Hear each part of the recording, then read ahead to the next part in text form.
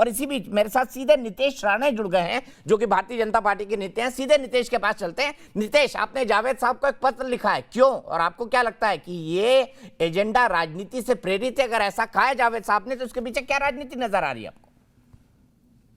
नहीं, जावेद साहब ने हमेशा जभी जभी ये इस तरह की वक्तव्य की है तो उनको कुछ ना कुछ तो उसमें से कॉन्स्पिरेसी हमको हमेशा दिखती है। जावेद साहब ने कभी भी जब भी ट्रिपल तलाक का निर्णय आया तभी जावेद साहब ने भूमिका कभी कुछ ली नहीं, उन्होंने कभी प्रशंसा की नहीं।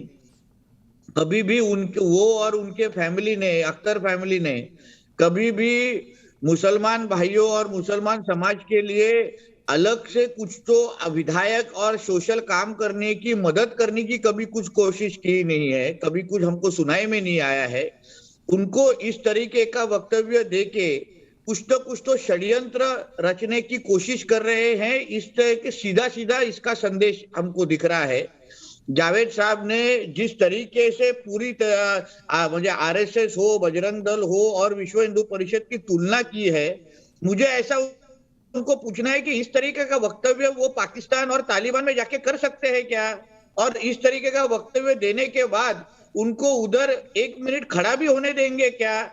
और उनको इस तरीके का वक्तव्य किस हिसाब से दे रहे वो भी हमको समझ में नहीं आ रहा है। क्योंकि जो कुछ आज तालिबान में हो रहा है, जो जिस तरीके के महिलाओं के ऊपर, छोटे बच्चों के ऊपर जिस तरीके के उनका ये सब जो कहानियां हम लोग सुन रहे हैं, कौन सी कहानी, कौन सी उस तरीके के हादसे हमारे देश में हुए, ये जावेद साहब ने बताना चाहिए। इसलिए मैंने उनको एक खुला पत्र लिख के इतना ही पूछा है कि आप हमारे साथ डिबेट करने आइए, आप किसी भी न्यूज रूम में हमारे साथ आइए और बताइए ना कि तालिबान के तरीके से कौन सी ऐसी हादसा है ना हमारे देश में हुई है जिसका डायरेक्ट लिंक आरएसएस, विश्व हिंदू परिषद और बजरंग दल से है। सिर्फ इस तरीके का वक्तव्य देके वो निकल नहीं सकते। या तो अगर उनके पास कोई प्रूफ नहीं होगा तो उन्होंने इस माफी मांगनी चाहिए। इस तरीके की बात मैंने उनके सामने कही है। आप चाहते हैं वो माफी मांगे? क्योंकि प्रूफ तो उन्होंने दिया नहीं, ना ही आपके बयान के बाद या आपके पत्र के बाद ना उसका कोई जवाब दिया है, ना कोई ओपन बहस के लिए वो आ रहे हैं। आपको लगता है कि उनको इस बयान के लिए अनकंडीशनल बिना शर्त माफी मांगनी चाहिए? नहीं, क्योंकि अगर उनको ये वक्तव्य देने के बाद अगर वो किसी भी संस्थाओं का अगर तुलना अगर तालिबान के साथ कर रहे हैं और अगर उनके पास कोई प्रूफ नहीं है तो माफी मांगनी चाहिए ना। फिर कौन से बलबूते के ऊपर वो कह रहे हैं कि आरएसएस, विश्व हिंदू परिषद और बजरंग दल तालिबान जिस तरह है? क्या हो रहा है आज तालिबान में? जावेद अख्तर साहब को मालूम है? या तो 2-3 दिन जाके रह के आए तालिबान में और फिर बताइए कि उसमें और जो हमारे देश में हो रहे हैं उसमें क्या फर्क है।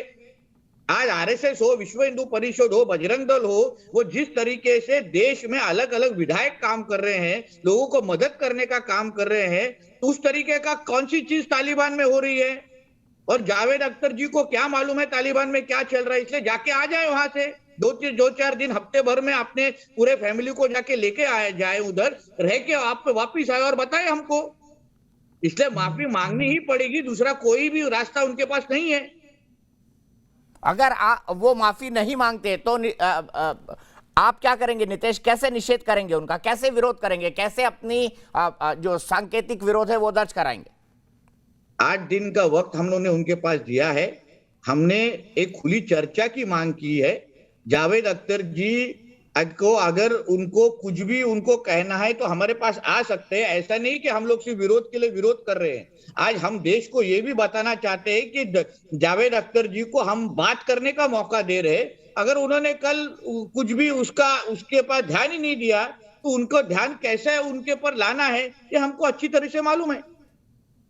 क्या आपको लगता है यह सेक्युलर राजनीति की मजबूरी है कि ऐसे संगठनों को गाली दी जाए या उनके बारे में इस तरह की तुलना की जाए जो बिल्कुल जावेद अख्तर जी, ये जो वेस्ट बंगाल में हुआ था तभी बहुत ज्यादा खुश हुए थे वो और उनका पूरा फैमिली। ये जैसे मैंने पहले भी कहा है, जावेद अख्तर जी ने कभी भी ट्रिपल तलाक जैसे बड़े निर्णयों के ऊपर मोदी जी की कभी प्रशंसा की नहीं। इनको हमेशा इसी तरीके का षड्यंत्र करना है, गंदी राजनीति करनी है और उसी हिसाब से जावेद अख्तर जी पहचाने जाते हैं। तो मुझे ऐसा लगता है कि जावेद अख्तर जी का इस बयान के पीछे एक बहुत बड़ा षड्यंत्र है। और उसके साथ भी मैं ये भी कहना चाहता हूं दीपक जी कि वो इस तरीके का षड्यंत्र, इस तरीके का वक्तव्य क्यों दे पाते हैं, क्योंकि महाराष्ट्र में एक ऐसी सरकार बैठी है उद्धव ठाकरे जी के नेतृत्व में जो इस तरीके के वक्तव्यों को प्रोत्साहन देती है।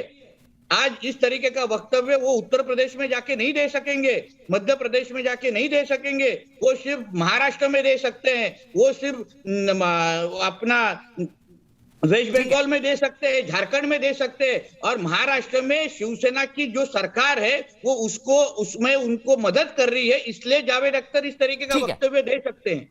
ठीक है, बहुत बहुत शुक्रिया नितेश, क्योंकि शिवसेना ने भी आज सामना में उनका ओपन तौर पर विरोध किया है, तो मुझे नहीं लगता कि हम इसमें राजनीति का समावेश करें, लेकिन ये भी एक फैक्ट है कि इसके पीछे का पॉलिटिकल मकसद क्या है।